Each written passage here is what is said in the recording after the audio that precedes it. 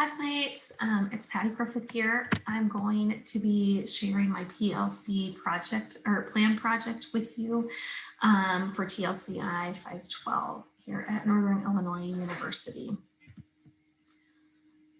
I teach in Kaneland School District, where we already have many things in place for our PLCs.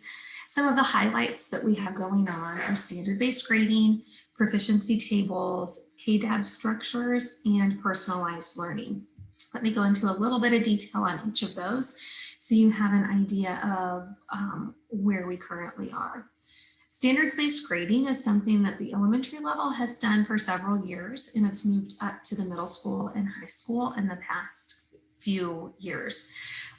So we've taken the Common Core state standards and we've developed from those proficiency tables. So we met as grade level job-alike teams to pull what we called power standards out and focus on the power standards and then the standards that support those underneath.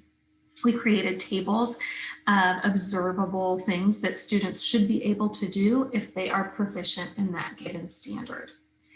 Another level of PLC that has been added in the past 2 years at my building and the past 1 year at the other elementary school buildings is called KDAB, which stands for Kaneland Data Analysis Splits.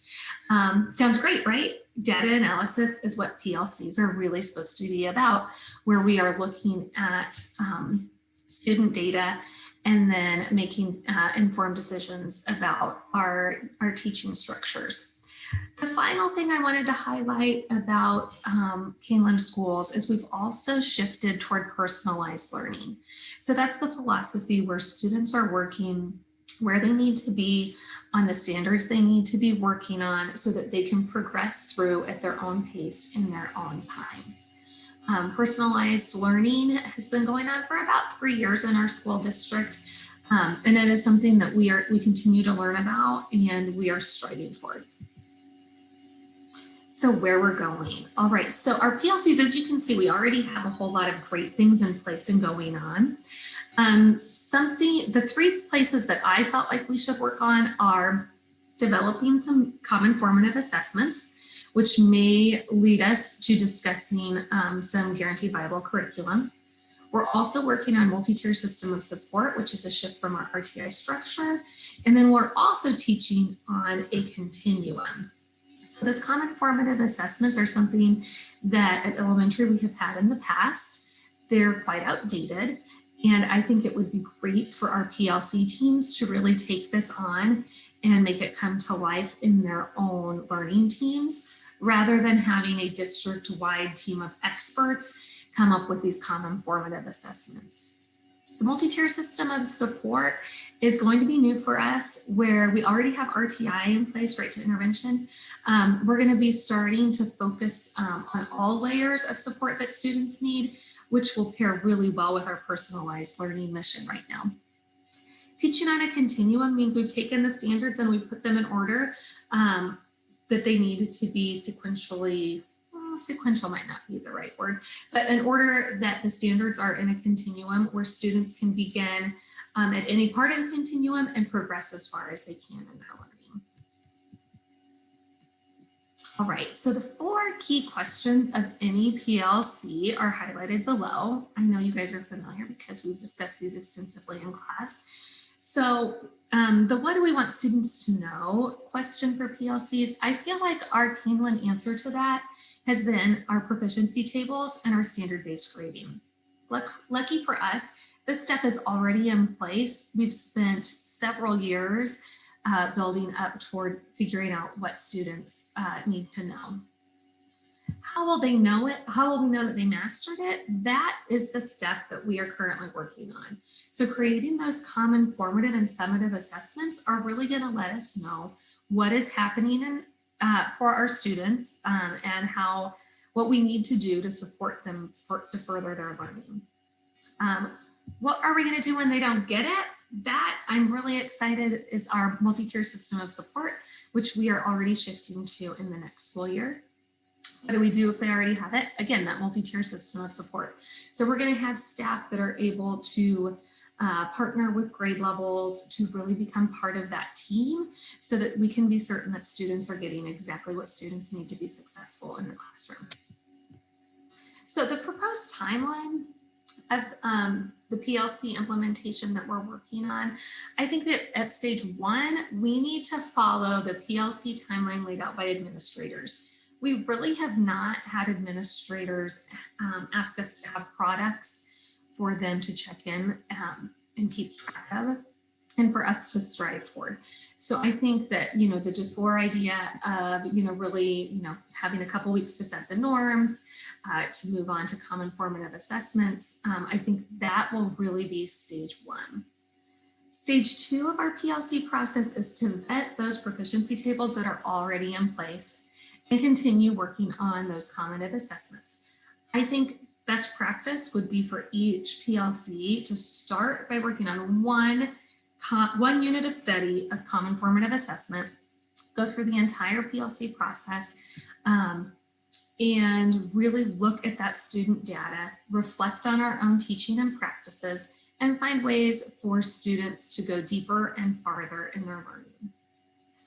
Stage 3 of my proposed timeline for our PLC is to use that data to really target those students so that they can improve through the MTSS structure and in our general classrooms.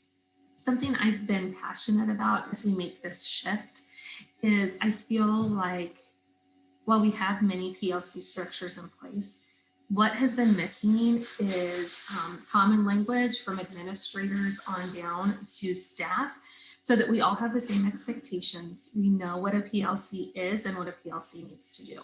We are so close to implementing that KDAB structure, but we just need it more explicitly explained to the staff what the purposes of these meetings are. Okay, so to reflect on this plan, I feel like there are some things that are going to be a challenge for us. One of them is team functionality. We already have teams in place that have a history of interactions together. I think we're going to have to be really careful to make sure those teams are up and running. We do not need to have teams that are very best friends. It'd be great if we could, but what we really need is we need some norms set so that teams can function successfully through their PLC meetings. The next thing I really feel like is going to be a pivotal part of this plan is the communication.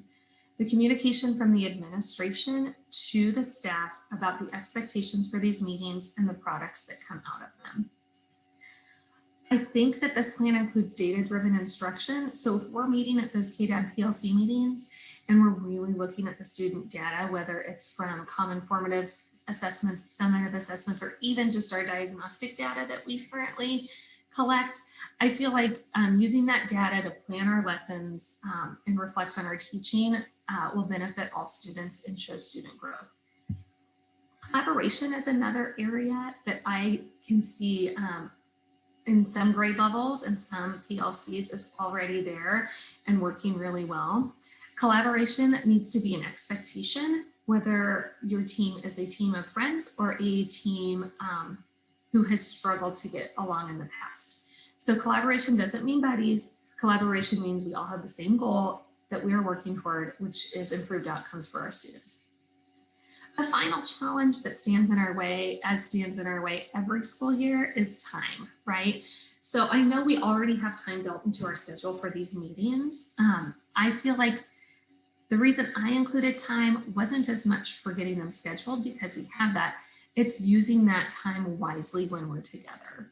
So realizing that these PLC meetings are not the time to talk about field trips or, who's being learning walked next, or, even personal life things that are going on. Well, all those things are important to talk about between teachers, and it forms some great relationships. I feel like the PLC time needs to be protected to focus on student data, student growth, and reflective teaching practices. I'm going to leave you with some words of inspiration that I found from DeFore. The fundamental purpose of schools is learning, not teaching. I feel like sometimes as teachers, we get bogged down in the day-to-day grind of doing our job. And it becomes a checklist, right? Where we are just trying to get things done. But really, schools are for learning. That's not really about us as teachers, it's about those students. And by having our PLCs focus on students and their data, we are going to better be able to have student improvement. That's it. I hope y'all are doing well. Thanks for joining me in my video.